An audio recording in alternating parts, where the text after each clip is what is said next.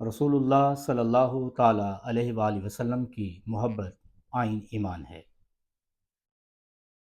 بلکہ اگر یوں کہا جائے کہ رسول اللہ صلی اللہ تعالیٰ علیہ وآلہ وسلم کل دین ہیں تو یہ بے جا نہ ہوگا۔ آج کل سوشل میڈیا پر ایک سوال گردش کر رہا ہے کہ قبر میں ایک سوال ہوگا، 3 سوال ہوں گے، اور بعض اپنے ذوم میں اور اپنے گمان میں اپنے آپ کو محقق اور مذہبی اسکالر سمجھنے والے 4تھا سوال بھی بنائے بیٹھے ہیں۔ اس ضمن میں گزارش یہ ہے کہ آپ ان تمام احباب کی یا علماء کرام کی آپ ان کی سوانح عمری پڑھیں، آپ کو ان کے مزاج کا پتہ بھی چل جائے گا اور آپ کو یہ پتہ چل جائے گا کہ ان کا منہج کیا ہے۔ مثال کے طور پر ایک ویڈیو میں دکھایا گیا کہ علامہ طاہر القادری صاحب شیخ الاسلام والمسلمین وہ بڑے وثوق سے یہ ارشاد فرما رہے ہیں کہ قبر میں ایک ہی سوال ہوگا، اور وہ حوالہ دے رہے ہیں بخاری شریف کا، مسلم شریف کا۔ انہوں نے بخاری شریف اور مسلم شریف کو سبقاً پڑھا اور پڑھایا بھی ہے، اس میں کوئی شک اور تردد کی بات نہیں ہے کہ بخاری اور مسلم شریف دونوں کتب میں ایک ہی سوال ہے کہ ما کنت تقول فی ھذا الرجل، کہ جب تو زندہ تھا اس وقت رسول اللہ صلی اللہ تعالیٰ علیہ وآلہ وسلم کے بارے میں تم کیا اعتقاد رکھتے تھے۔ دوسری کتابوں میں جو نچلے درجے میں آتی ہیں ان میں 3 سوالات ہیں۔ بعض کتابوں میں جب یہ 3 سوال اختتام پذیر ہو گئے اس کے بعد ایک مکالمہ ہے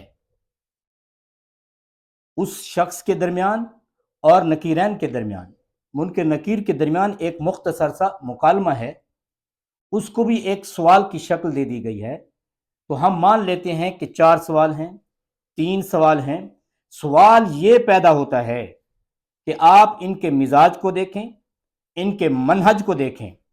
کوئی فروعی مسئلہ ہو، رفع یدین کا مسئلہ ہو، آمین بالجہر کا مسئلہ ہو، نماز کی نیت کا مسئلہ ہو، وضو کے بعد انگلی اٹھا کر تشہد پڑھنے کا مسئلہ ہو، یہ مستحبات ہیں۔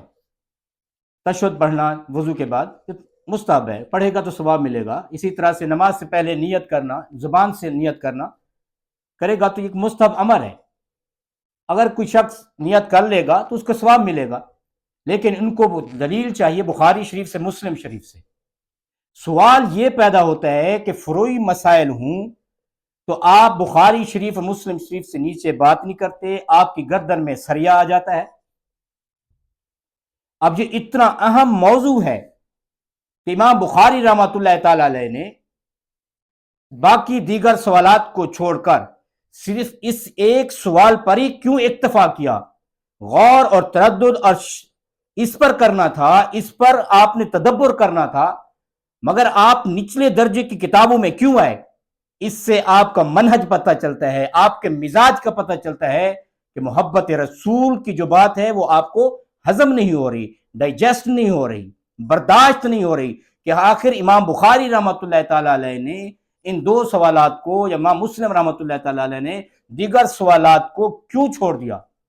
اور ہم نے یہ بھی سنا اور یہ بھی کلپس گردش کر رہے ہیں کہ علماء باقی کی کہانی نہیں بتاتے، باقی کے سوالات نہیں بتاتے، صرف ایک سوال بیان کر رہے ہیں۔ تو کیا یہ امام بخاری رحمۃ اللہ تعالی پر اعتراض وارد نہیں ہوتا؟ علماء اسلام پر اور آپ کی خدمت میں عرض یہ ہے کہ اسلام ایک روشن مذہب ہے، اس پر تو اب داغ آ نہیں سکتا، اس پر تو آپ بات کر نہیں سکتے۔ تو علماء کرام کی ذاتیات کو، ان کی ذوات مقدسات کو نشانہ بنایا جا رہا ہے، تاکہ اگر دیکھا جائے تو یہ ایک بالواسطہ انڈائریکٹلی اسلام پر حملہ ہے۔ علماء ربانیین کو پہچانیے۔ آخر امام بخاری رحمۃ اللہ تعالی نے دوسرے سوالات کو کیوں ترک کیا؟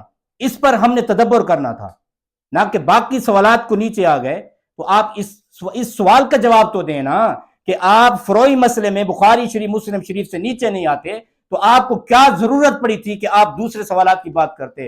امام بخاری کا یہ منہج بتا رہا ہے، امام مسلم رحمۃ اللہ تعالی علیہ کا یہ ایمان اور ایقان بتا رہا ہے کہ لوگوں کلمہ پڑھنے کے بعد قبر میں بھی اگر نجات ہوگی تو ذات رسول سے محبت کے نام پر ہوگی۔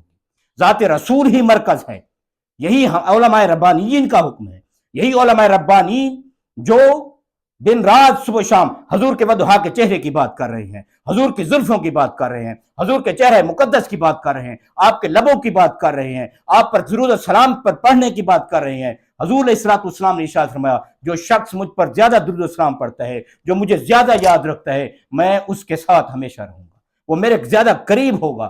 تو یہ علماء کرام جو بیان کر رہے ہیں، یہی امام بخاری رحمۃ اللہ تعالی کا منہج بتا رہا ہے کہ لوگوں جب اسلام میں داخل ہو چکے ہو تو ایمان اسی کا نام ہے کہ حضور سے محبت کی جائے۔